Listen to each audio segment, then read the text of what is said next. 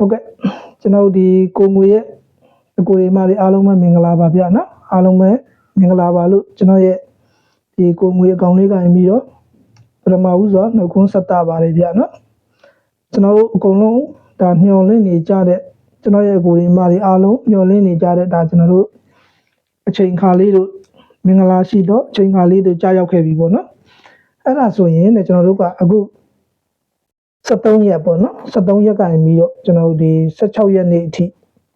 ိဒါကျွန်တော်တို့မွေးရမယ်ခဏပေါ့နော်ပွဲတိုင်းလည်းအောင်မြင်မှုရရှိခဲ့တယ်ပေါ့နော်အခုလည်းဆက်ပြီးတော့အောင်မြင်မှာပါဗျာနော်ကျွန်တော်တို့ဆက်ပြီးတော့အောင်မြင်မယ်ဒါဆိုရင်ကျွန်တော်ကအဲ့မှာအကိုတို့မတို့ကိုရှင်းပြပေးထားတာကကျွန်တော်ဒီပထမဦးဆုံးကျွန်တော်ရှင်းပြပေးထားခဲ့တဲ့ကကျွန်တော်ဒီ site 1ပေါ့နော် site 1မှာဆိုရင်ကဏ္ဍ6ကွက်ပေါ့ဒါကတော့ကျွန်တော်ဒီ site ပြခဲ့တာပေါ့နော်42 40ခွန်4ဘူး9နှစ်9ခွန်ပေါ့နော်မနက်ကတော့ကျွန်တော်ဒီမှာ94ရေးတာ9ဘူးဖြစ်သွားတယ်ပေါ့နော်ဆိုတော့ဒီကဏ္ဍ6ကွက်ပေါ့ဒီကဏ္ဍ6ကွက်ဒီဒါကျွန်တော်တို့ site 1ပေါ့ site 2ကလာလိုက်တဲ့ကဏ္ဍဒီရဲ့ဒါလည်းကျွန်တော် site ပြထားတယ်ပေါ့နော်92 90 34 31ဒီကဏ္ဍ4ကွက်ဖြစ်မယ်ပေါ့ဆိုတော့အဲ့ဒါဆိုရင်လည်းကျွန်တော်တို့ကဒါဒီအကိုတို့အမတို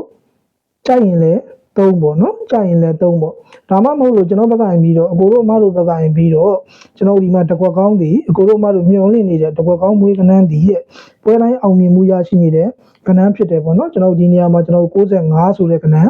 ရတယ်ပေါ့ဆိုတော့အဲ့ရင်ပြီးတော့ကျွန်တော်တို့ဒီကျိုင်းခဲ့တဲ့ပွဲကမှာအကိုတို့အမတို့ကိုကျွန်တော်စပေးခဲ့တဲ့မွေးကဏ္ဍ3ဘွက်ပေါ့နော်ကျိုင်းခဲ့တဲ့ပွဲတုန်းကတော့ကျွန်တော်တို့ကတကွက်ကောင်းနဲ့လာပြီးတော့တူနေတာဖြစ်တဲ့အတွက်ကဏ္ဍကအကုန်လုံးမှာ3ခွက်ပဲဖြစ်တယ်ပေါ့နော်အခုကတော့ကဏ္ဍ4ခွက်ဖြစ်တယ်ပေါ့ဘာကြောင့်4ခွက်ဖြစ်တာလဲဆိုတော့ကျွန်တော်တို့ကနောက်ထပ်ရခဲ့တဲ့ကဏ္ဍ3ခွက်မူနဲ့ဒီတစ်ခွက်မူနဲ့ကကျွန်တော်တို့ကဏ္ဍကတိုက်ဆိုင်မှုမရှိဘူးပေါ့ဗျာနော်တိုက်ဆိုင်မှုမရှိတော့ကျွန်တော်တို့4ခွက်ဖြစ်မယ်ပေါ့အဲ့ဒီ4ခွက်မှာလည်းထူးခြားနေတာကကျွန်တော်တို့ကဒီမှာ6ပိုင်နေနဲ့ကြီးပဲသူကထူးခြားနေတာတွေ့ရတယ်ဗျာနော်ဒါပေမဲ့ကျွန်တော်တို့ကဏ္ဍတော့မတူဘူးပေါ့မတူဘဲနဲ့ကျွန်တော်တို့ဒီမှာ95ဒီ6ပါတယ်လို့ကျွန်တော်တို့ဒီအောက်ကကဏ္ဍ3ခွက်ဒီလဲကျွန်တော်ဒီ92 90ခွန်94ပေါ့နော်ဒါကတော့ကျွန်တော်မွေး3ခွက်ကောင်းဆိုတော့အဲ့မှာထူးထူးခြားခြားလေးတစ်ခုတွားပြီးဖြစ်နေတာကကျွန်တော်ဒီအပေါ်ကဏ္ဍတွေကရင်ပြီးတော့ကျွန်တော်ကဏ္ဍ6ခွက်ပေါ့နော်ဒါနဲ့ဆိုရင်ကျွန်တော်တို့ကကဏ္ဍ10ခွက်ကိုတစ်ခွက်တူတော့ကျွန်တော်9ခွက်ဖြစ်မယ်ပေါ့နော်9ခွက်ကဏ္ဍအကုန်လုံးကိုကျွန်တော်တို့ကပတ်ပြီးတော့ချုပ်လိုက်မယ်ဆိုရင်တော့ကဏ္ဍကအကုန်လုံးပေါင်းမှာကျွန်တော်တို့10ခွက်ရှိရပေါ့နော်ဒါကတော့အကုန်လုံးဒါကျွန်တော်ချုပ်ပြီးပြလာပါဘာလို့လဲဆိုတော့အဓိကအနေနဲ့ကတော့ကျွန်တော်ကဒီတစ်ခွက်ကောင်းဒီ95ကျွန်တော်အဓိကအနေနဲ့နောက်က3ခွက်ကောင်းဒီကျွန်တော်9နှစ်9ခွန်94ပေါ့ဗျာဒါကတော့ကျွန်တော်ကဒီအကုန်လုံးကိုတွားပြီးတော့ဒါကျွန်တော်ကဟိုဖြစ်တဲ့အကြောင်းလေးကိုကျွန်တော်ချုပ်ပြပေးတာပါဗျာနော်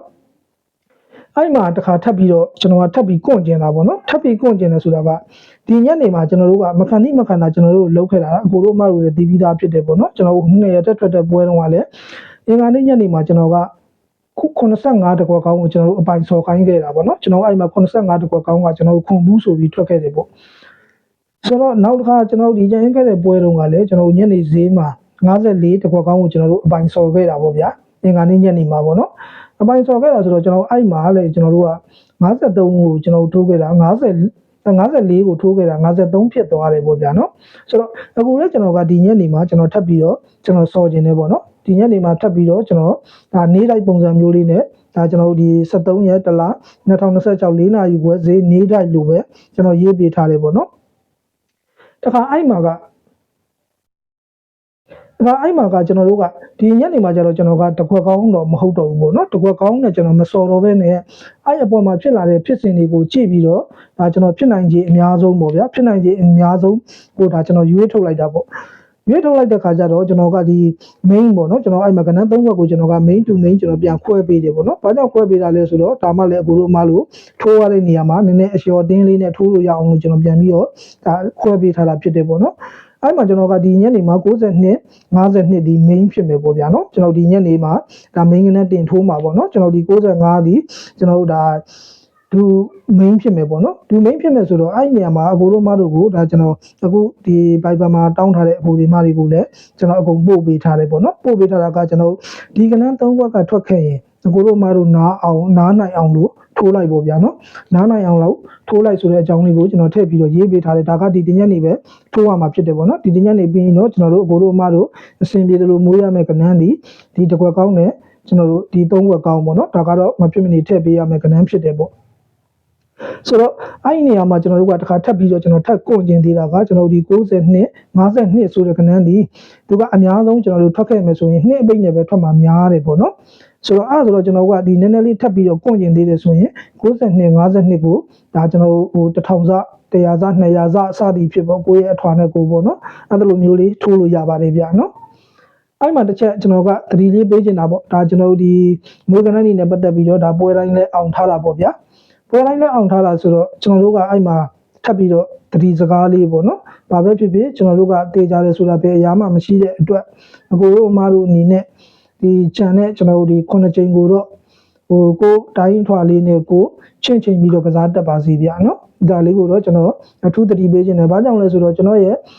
ဗီဒီယိုဖိုင်ကိုကြည့်တဲ့အကိုတွေအမတွေအကုန်လုံးကိုပေါက်စေချင်တာကတော့ဒါကျွန်တော်ရဲ့စိတ်ရင်းကအမှန်ပါဗျာနော်ဟိုရှုံးသွားတယ်ဆိုတဲ့အတန်ကိုကျွန်တော်မကြားချင်ပါဘူးဗျာနော်ဒါပေမဲ့ဟိုကျွန်တော်တို့ကမပြေတော့ခံရရှိဆိုတဲ့စကားမျိုးတွေထပ်ပြီးတော့စဉ်းစားပေးရမှာဖြစ်တဲ့အတွက်ကိုအထွားလေးနဲ့ကိုချင်းချင်းပြီးတော့ကစားတက်ပါစေဗျာနော်ဆိုတော့ဒါဆိုရင်တော့ကျွန်တော်လည်းအကောင်းဆုံးရှင်းပြပေးတယ်ပေါ့နော်ဒီလောက်ဆိုရင်တော့ကျွန်တော်ရဲ့ချစ်ကိုကြီးချစ်မကြီးအားလုံးနားလေသဘောပေါက်လိမ့်မယ်ထင်ပါတယ်ဗျာနော်နောက်တစ်ချက်ကကျွန်တော်ရဲ့ဒီ free group ထဲမှာရှိတဲ့ Viber group ထဲမှာရော Telegram channel group ရောဒီသုံးခုစလုံးမှာရှိတဲ့အကိုတွေမှဒီမှန်လို့ရပါတယ်ဗျာနော်ကျွန်တော်ရှိကမွေးကနန်းယူထားတဲ့အကိုဒီမှတွေမှန်လို့ရပါတယ်အဲ့ဒီအထဲထဲမှာတော့ကျွန်တော်ကလည်းဒီခါတိုင်းလိုပွဲစဉ်တိုင်းပေါ့ကျွန်တော်လည်းကျွန်တော်စီကန်းနဲ့ကျွန်တော်ဆိုတော့ကျွန်တော်ဒီမွေးကနန်းနေနဲ့ပတ်သက်ပြီးတော့ကျွန်တော်ထည့်ပြီးတော့ရေးမပေးဘူးပေါ့နော်ဒါပေမဲ့နေ့တိုင်းအနေနဲ့တော့ကျွန်တော်ဒီကနန်း၃ဘက်ကိုကျွန်တော်နှစ်ချက်ဒီဈေးကြရင်တော့နှစ်ချက်ဒီဈေးထွက်ပြီးရင်တော့ဒါလေးကိုကျွန်တော်တင်ပေးမယ်ပေါ့ဗျာနော်ဒါကျွန်တော်ဒီရဲ့ဟို channel တို့ group တို့အထဲထဲမှာပေါ့နော်ဒါလေးကိုလည်းကျွန်တော်တက်ပြီးတော့ပြောပေးခြင်းဖြစ်ပါလေဗျာနော်ဒီလောက်ဆိုရင်တော့ကျွန်တော်ရဲ့အကူဒီမတွေနားလေသဘောပေါက်လိမ့်မယ်ထင်နေဗျာနော်ကျွန်တော်တို့ဒီ73ရက်နေ့ဒီညနေပေါ့နော်ဒီညနေ4နာရီခွဲရရင်စပြီးတော့ကျွန်တော်ဒီ16ရက်နေ့တလ2026ကျွန်တော်တောက်ကြနေ့ညနေအထိမွေးရမယ့်ကဏ္ဍနေဖြစ်တယ်ပေါ့နော်ဒါကတော့ကိုတို့မတို့ကိုအထွာနဲ့ကိုအစဉ်ပြေသလိုချင်းချိန်ပြီးတော့ကစားတက်ပါစီဗျာနော်အဲ့ဒါဆိုရင်တော့ကျွန်တော်ရဲ့ဗီဒီယိုဖိုင်လေးကတော့ဒီလောက်ပါပဲဗျာနော်ကျွန်တော်ရဲ့ကိုငွေကိုချစ်တဲ့အကိုတွေအမတွေအားလုံးပေါ့နော်စိတ်ချမ်းသာခြင်းကိုယ်ကြီးချမ်းသာခြင်းစိတ်ချမ်းသာခြင်းကိုယ်ကြီးချမ်းသာခြင်းနဲ့ပြည့်စုံကြပြီးအကိုတို့အမတို့မင်းဩတဲ့ကဏ္ဍကျွန်တော်ဒီညနေကရင်စပြီးတော့ပွဲတိုင်းဈေးတိုင်းမှာအကိုတို့အမတို့မင်းဩတဲ့ကဏ္ဍထိုးတဲ့ကဏ္ဍဒီပေါက်ကဏ္ဍဖြစ်ပါစေထွက်ကဏ္ဍဖြစ်ပါစေလို့ဆုတောင်းပေးရင်းနဲ့ကျွန်တော်ရဲ့ဗီဒီယိုဖိုင်လေးကို